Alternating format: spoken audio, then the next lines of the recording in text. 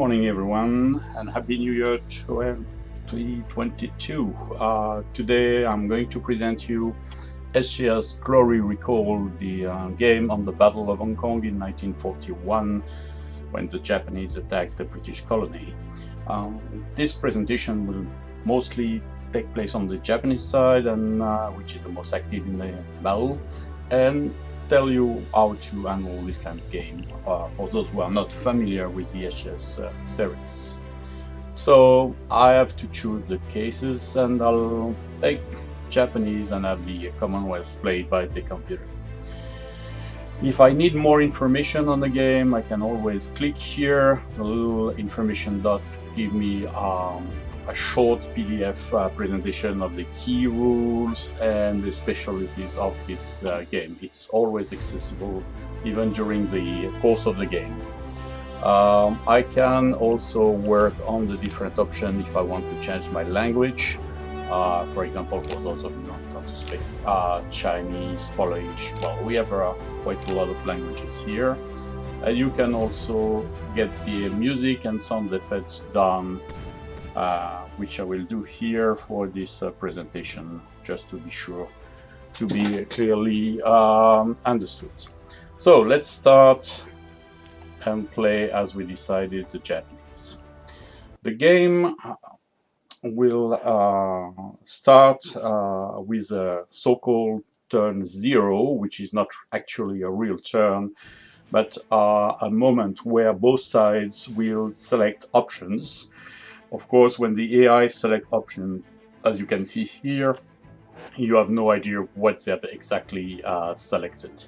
So we will see what they do, and on the Japanese side, I have the summary, which is as a sort of an explanation of what the campaign is to be and what I have to do. Overall, the explanation tells me I have to capture the whole island and conquer it before the end of the 18th turn. A turn here is about a day. The explanation of the rules are here, and the options give me the indication of what I have to do. So let's say, what are the options? If I take this one, no option, then okay, I will just get a bonus victory points and nothing else. Well, let me try just one option here. I will play the Betis. So this is in fact extra air unit. And then we will see what's going on. I'll just be pleased with this. So I've been debited the cost in victory points, and each turn I receive new cards to play. It's 2 turns. Okay. So the Commonwealth plays first every turn, and the game starts with a Japanese air attack on the airfield. I will get an information message afterwards. So let's see what they've been doing.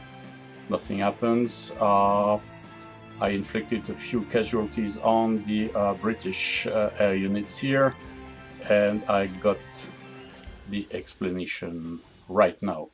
That's the information about the air units that I've taken as an option, and this is where I get it. And that's what you have seen, the bombardment of the Kai-shek airfield, where the Royal Air Force fighters are placed, and I did some damage, which is good in the future. So the game works always the same way with air units, movement, and then land units and battles. Here I am given an option to make a carpet bombing attack. Well, that might be interesting, because if I do that, okay, I'll cannot fly my units, but then the enemy has a reduction in morale. Maybe not wise to play it on the first turn, because I'm not going to make too many attacks in the first place. So I'll just play my air units regularly. So there are two bases for Japanese in China, and how to move units is very simple. You just select a stack, take the unit you want from the stack, and then either drag them to the destination or use the right-click function to have the engine move them directly. Something you have to know, which you can see here with the purple background on the map, is that you cannot stack too many units. The region limit or air units in the region is 5, and you can have a filter here which you can toggle on and off, which shows you the current level of stacking inside the region. For your information, the same stacking button exists for the land units, and you can see also the information of how much stacking you can have in the region. So let's consider the air units first, and then I will try to send air units here to support my initial attack. Something which is interesting to know is that if you have air units involved in the battle, it's a bonus for your side in terms of capacity of your units to sustain the duration of the battle. So let me try to do a few attacks here, and I will use one more unit here. So as you can see, I can either move by dragging things, or I can use, I will show you here, let me try an attack here. As you have seen, there was a yellow flag, I will show you another place, which showed the possibility of anti-aircraft fire. So let's say I want to move these two big bombers here, and I want to attack these coastal batteries here. So the other way, I can either drag the units here, and you can see the yellow thing says that there will be anti-aircraft fire, or another option is like right-click on the unit. You can see the map turns into a different color filter, which is a range I can reach, and you can see the arrow here change a little size, so you left-click on the destination, and your units are flying directly to the destination. So that's quite interesting here. So I've made these units here fly, and then I have other units here, especially the crack Japanese Navy units. So I will use them for more bombing. Here I'll use my units to help the attack, but the important units here will be attacking the British batteries. They are more efficient in bombing. So there is another battery here, and I will attack it this way. Something you need to know is that the Japanese win by capturing the British HQ, which is here on Mount Cove in Victoria Island. The problem is that you have to cross the harbor, which you can't do until you have taken the territories peers here, Kowloon Bay, Chitpatui, Komati, etc. City of Kowloon, the airport. That is, you have to gather the transportation, the junks, to go through the harbor and land in the island. And you cannot do this if the British has more than 5 coastal batteries, you can see with this gun symbol here, still in play. So the only way to get that out of the equation is either to destroy them by air bombing, which I just did, or you can capture the sites. So probably on the following turn I will start concentrating my bombing on the coastal batteries here, so that the crossing of the harbor later is possible, which you can use through this landing box, this kind of a simulation of the gathering of transportation mean to cross the harbor. So we have done our air movement phase. There will be a report because there were some anti-aircraft shooting. You can see here this unit had an anti-aircraft factor, and they shot at the Japanese bomber, but hopefully without effects here. So, as I just explained how you have to cross the harbor, you receive a Japanese telegram which says, what you have to do. So I will explain that you have to take the main pier on mainland, Kowloon and Kai-shek airfields, and 5 castle batteries destroyed. Then you will be allowed to cross. Until then, you cannot enter those landing boxes, so you cannot cross, actually. So that's a land movement phase, and then I have a forced march value, so I will use it here on this stack. Because he has to cross a long way to get here. So now let's move my units. So as you have seen here, my units have, if you compare these stacks, which has 4 movement points and this one has 6, and the reason is that they got the movement points. But so I will attack here.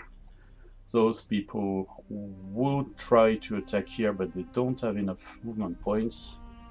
So I'll just get closer, and that's the best I can do. As you can see, I don't have enough movement points here. I will try to do here. Now here, what the point? I can't cross here, so I'll attack here, here, and I can try those ones here. I have a little movement points bonus here, and the reason is slightly different, and I will explain it. So I can, as you say, do that, or I can right click here and then left click on destination. Why those units have movement points? And you can see here the same situation. When it's green, it means you get a boost. If you want to know the reason of the boost, you can click here and you have an explanation of the details. I can say movement post Colonel Toshinari Soji, and that's the reason here.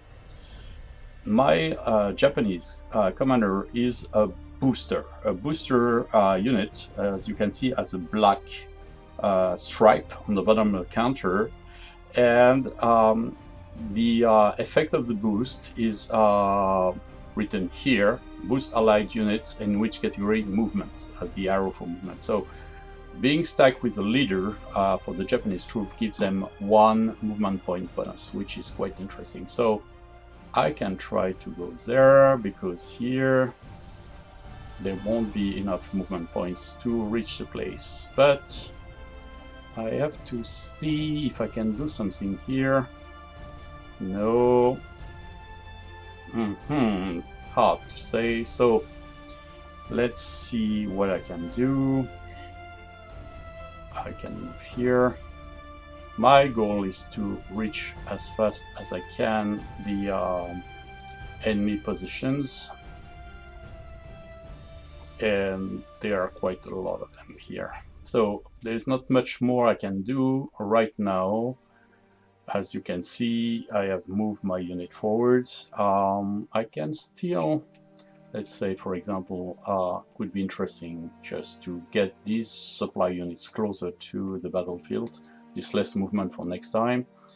As you can see here, this one is a booster too, and what does it boost? I have to check, and I can see here, boost allied units in morale. The fact that you get supplies here gives you a boost, so that can be interesting to have it join the battle here.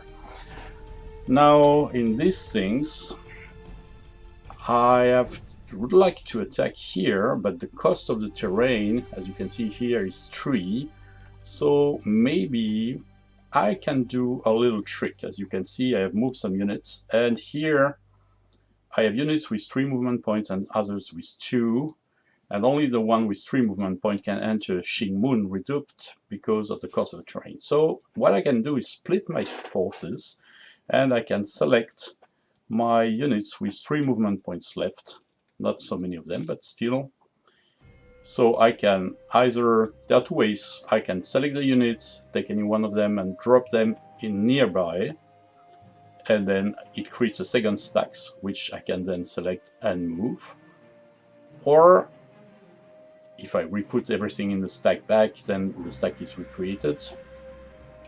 And then the other way to do it is to select my units again, here, sorry, and then use these arrows here. I can hide this window if you don't like it. And then I can use the split button, and then you see the result is the same, the stack is neat.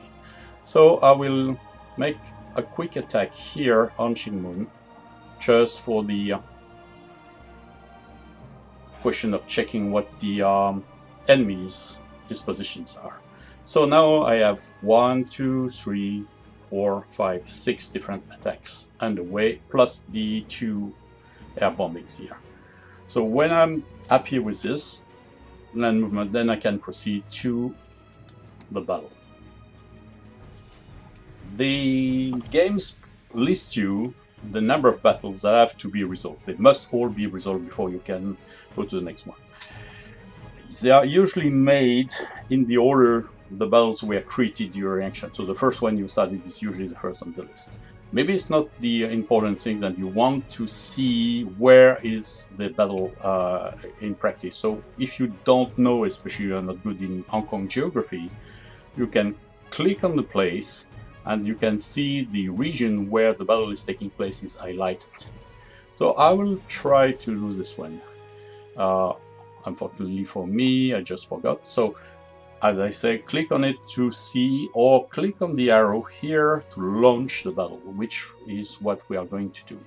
As you can see, I have a lot of troops here, but the defenders are quite strong too. So it might be interesting to use my engineer support. But on the other hand, I have so many troops that it can be a waste, and I can wait to use the engineer units in another battle. So I won't use it. And the first things which happen is the air units which are bombarding. At the moment, they are not very well. Again, now I can use an artillery support, which I may be interested to use. So the artillery fires, and then one enemy unit will suffer hit. What I will do here is just to show you, I will use these sliders here. Oh, I did the other way, sorry. In fact, these sliders here allow you to decide what is the speed of the rounds and the speed of the animation of the dice roll.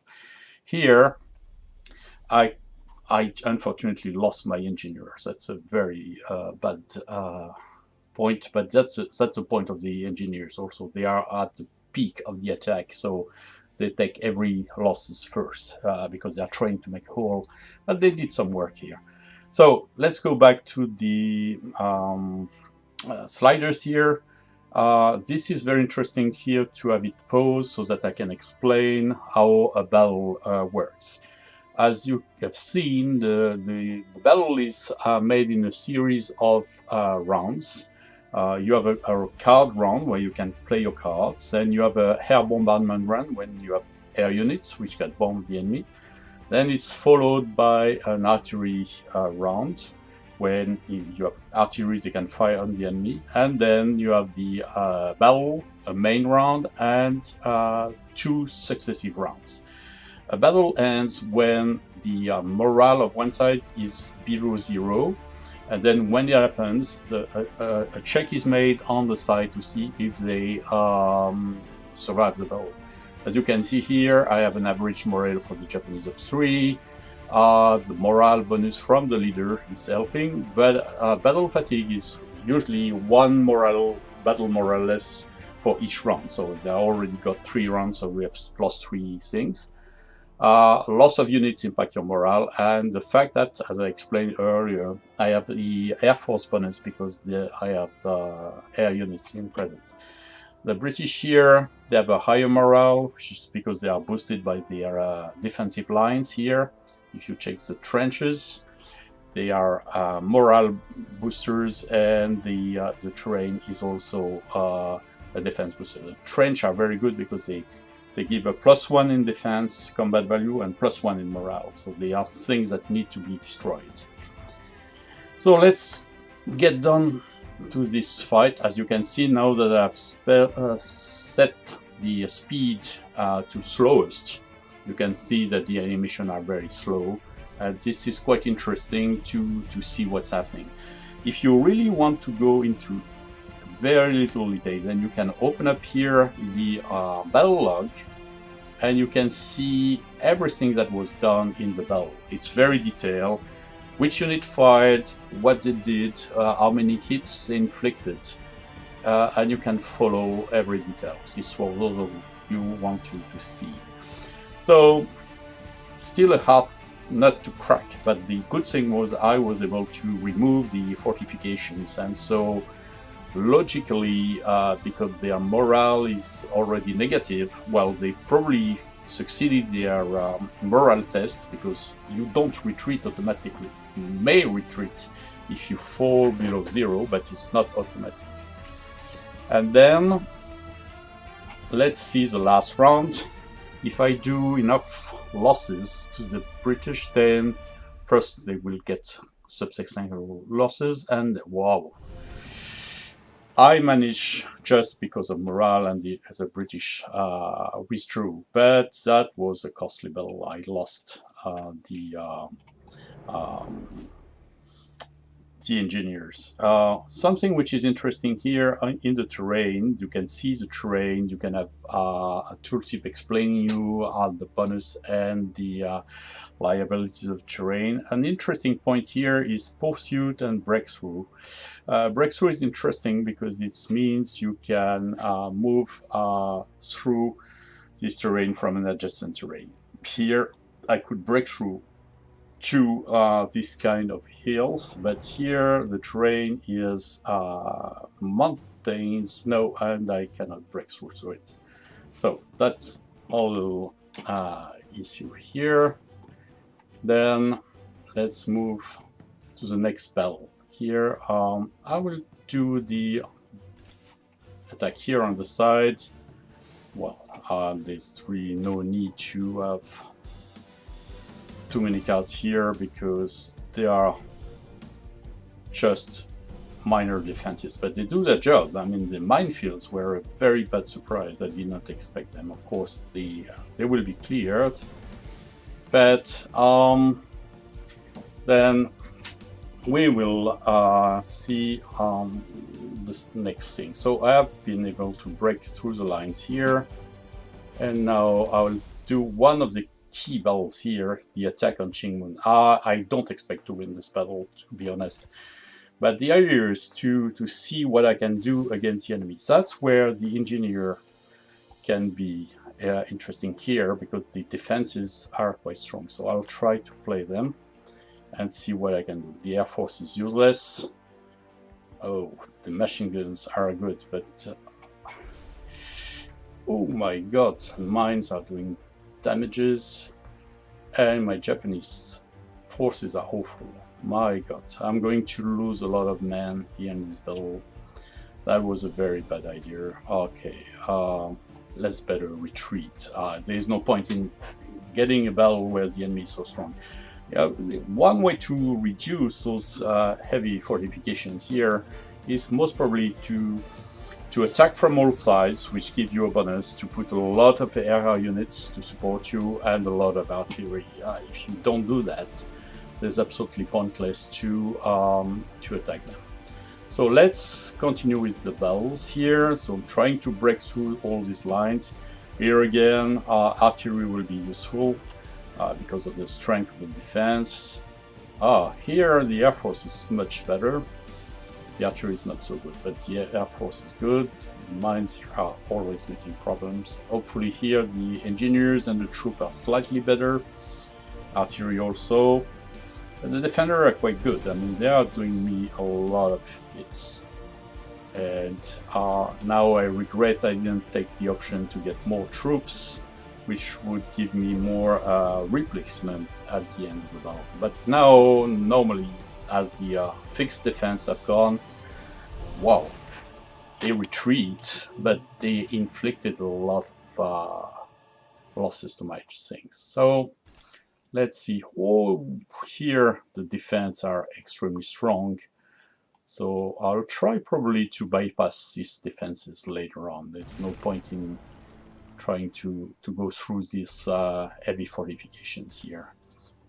This one is maybe slightly more interesting because they have less troops, but oh my god, the minefields are really deadly.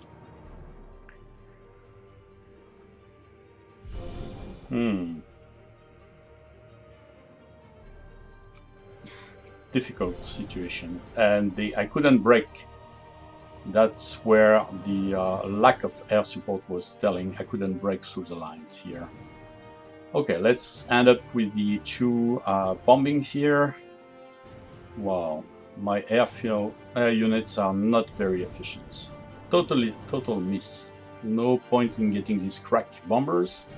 They just did nothing. Let's see better here. The Army Air Force is much better. They totally destroyed the British battery, which is quite good for me. So that's the end of the turn. At the end of the turn, something which is interesting, you have an air defense phase where you send your air units in defense of your forces, which I will do here. There is absolutely no point to make defense on the back troops because there is almost no risk for the British to counterattack. It's not their gameplay, but just as safety, I'll just cover my main forces with air support.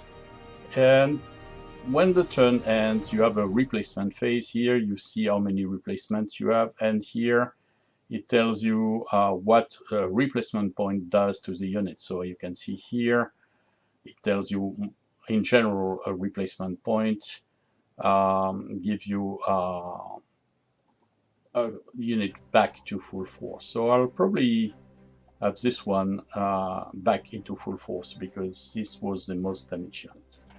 And that's about it. The turn ends. When the turn ends, then it's the enemy who gets a report. He draws his cards. Oh, bad luck. Heavy rain. Heavy rain is very bad news for Japanese because it means the air units will probably not be able to fly in the next turns. So the Commonwealth AI is probably, yeah, they are trying to, which is, let's say, clever but risky. But you see, the Buffaloes, they took this option to get air fighters, and they attacked my air units in order to reduce them before the bad weather takes place. So I have another card, draw, with 2 units here, and I can see here my units. Let's see my units. Okay, they are here. Either I take this option now, or I will save it for later. Question is that right now I don't need to weaken the morale of the British forces. I really need the air support. So I will continue with this in the next video. Stay tuned.